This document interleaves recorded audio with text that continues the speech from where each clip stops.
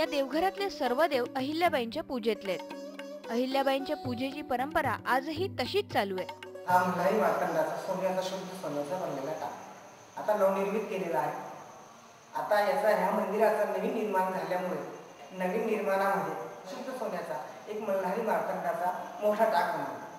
याच्यात जाणाई, बाणाई अशा 7 प्रकारच्या टाका आमच्या इथे अजून आजपर्यंत पूजेत ठेवलेल्या आहेत. राज्याभिषेकाच्या वेळी राजाच्या हातात असलेला हा सोन्याचा राजदंड, सोन्याच्या टाकात असलेले मल्हारी मार्तंड आपल्याला इथे अष्टधातूच्या रूपामध्ये सुद्धा पाहायला मिळतात. अष्टधातूमध्ये अश्वारूढ असलेले हे मल्हारी मार्तंड आणि म्हाळसा. अहिल्याबाई परम शिवभक्त होत्या. त्यांना महेश्वरच्या नर्मदे काठी मिळालेलं नेहमीच्या पूजेत असणारं हेच ते स्वयंभू शिवलिंग हे सोन्याने मढवलेलं आहे. तसंच त्यांच्या पूजेत असणारे हे दुर्लभ नवग्रह. असं म्हणतात असेच नवग्रह शिवभक्त रावणाकडे होते आणि ही आहे नेहमीच्या जपाची नवरत्नांची माळ. हीच ती मूल्यवान माळ.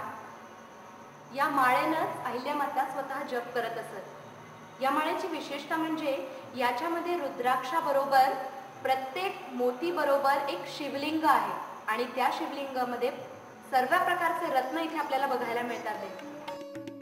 होळकरांचं कुलदैवत असलेल्या खंडोबाच्या मंदिराचा पाया मल्हारराव आणि गौतमाबाईंनी घातला होता.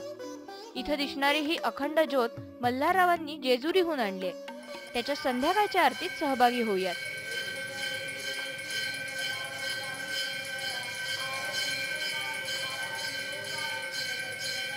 या वस्तू आजही अहिल्याबाईंचं अस्तित्व जिवंत करतात. धनश्री तोडेवाले, IBN लोकमत, इंदूर.